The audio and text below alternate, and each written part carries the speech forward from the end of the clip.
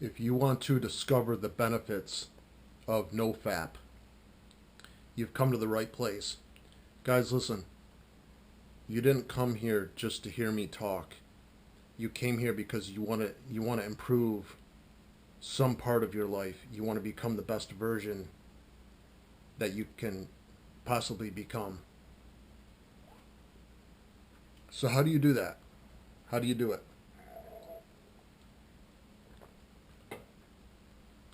No Fap is incredible. The mental strengths and the mental benefits are amazing. It has given me increased patience, increased drive, increased attitude. I've had 5 major knee surgeries, and it's really helped me, uh, especially with the ladies.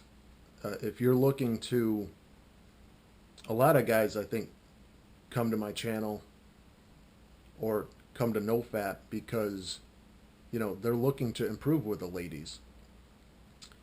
And it makes sense if you strengthen your mind and you strengthen your discipline and you strengthen your body and you're willing to take more risk.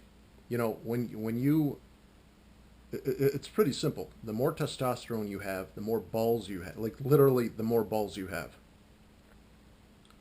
The more balls you have. Like the other day, I just called this girl right off the blue.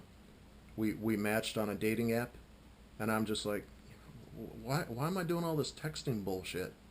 I got a pair of balls. I've been on No Fap for 533 days. Let's get it going, man. Like, you know what I mean? Like let's get some sex in. Let's get some sex in. But anyway, it'll give you more balls. That's for sure. Greater testosterone, greater risk. You're not afraid of things. I mean, you're just ballsy. You're gonna have more guts. If you've never abstained from, I always forget that people that I'm talking to, maybe you've never tried. Maybe you've never tried No Fap. Maybe you've never gone. Maybe you're having a hard time going 3 days on No Fap. The benefits are amazing. The ability to have greater attitude, greater strength, greater patience is definitely there. I wouldn't be able to, with my knee injury, I just wouldn't be able to make it through my day if I wasn't celibate, if I wasn't on No Fap. If I was, for me, I can tell a huge difference in my mood. I get depressed. I've always likened it to having a candle that sits in your belly. And when that candle, I think is positive attitude, and that's the testosterone. I think it burns hot. It makes you want to go out. It makes you want to be able to get through things. I can't even imagine what it would be like. I can't imagine what it would be like if I was jerking off all the time. Yeah, you got to get away from the porn if you're on porn. But anyway, listen, that's a separate video. But a couple key ways to stay on No Fap. If you're only going 3 days, a big key is you got to nip it in the bud. You got to nip it in the bud quick. You cannot be, once you have a sexual thought, you cannot keep entertaining that sexual thought. You gotta switch. I call it switching tracks. You need to put your mind on something else. You have to prevent boredom. Boredom is the absolute killer of celibacy. It'll kill you. You have to stay productive. Sexual thoughts are like a basketball. Once they start spinning, once you allow your brain to start spinning one time, it's going to keep, it's going to, you spin it, it's going to come back, it's going to want to spin again. The key is you got to stop your brain from spinning it.